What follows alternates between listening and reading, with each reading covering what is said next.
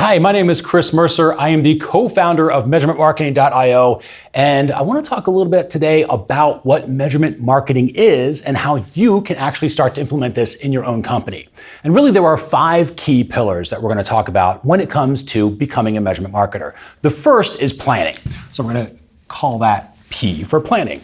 So when you're planning things out, very important to plan things out, this is also the thing everybody skips, so pay attention to this part. There are 3 core things you want to learn when it comes to planning. First is thinking about what questions you're actually trying to answer.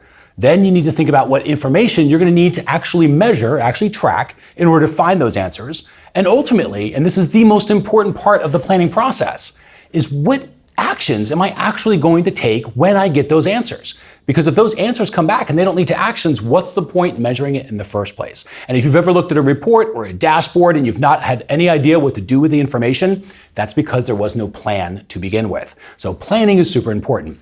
Once you're done with planning, you're going to move on to building. Now, the building part is where you're bringing in tools like Google Analytics and Google Tag Manager. And this is where you're going to set those tools up so that they begin to record all of those things that you decided in the planning stage that you needed to be able to measure. That is, they're going to figure out all the information and they're going to start storing those details for you. Once you've got the build out set up, then you're going to come down and move into the reporting stage.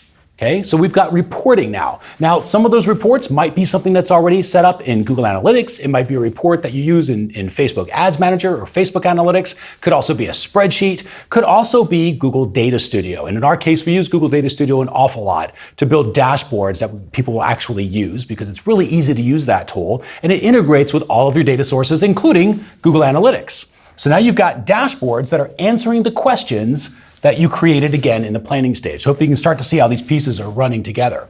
Once you've got the planning done, you've got your build out set out, and then you've got your reports generated, then it's time to take those reports and start actually doing something with it, which is forecasting. So you're going to come through and we're going to forecast what our future results are going to look like. And this is incredibly important because it is a mindset shift. Most marketers are always looking back in time. They're going back into the data. They're trying to see what just happened to try to figure out if that was good or not.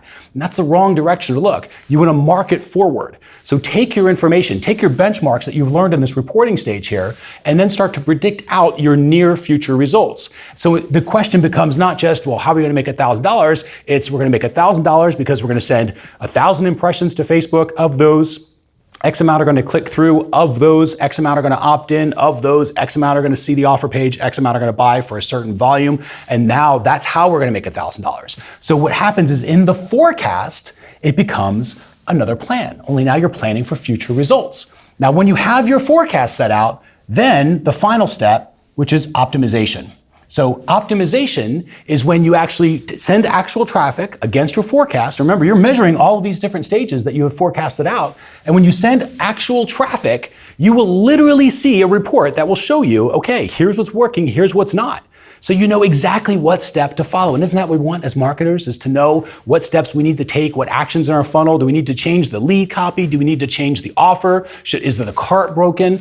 All of that information will pop up when you send actual traffic against your forecast, and you'll see exactly where to optimize. Then, of course, once you've got everything optimized, you move back into the plan. What's the plan now that we need to figure out, maybe in terms of a split test or some other build out, and then the whole cycle repeats itself. So that is the measurement marketing system in a nutshell.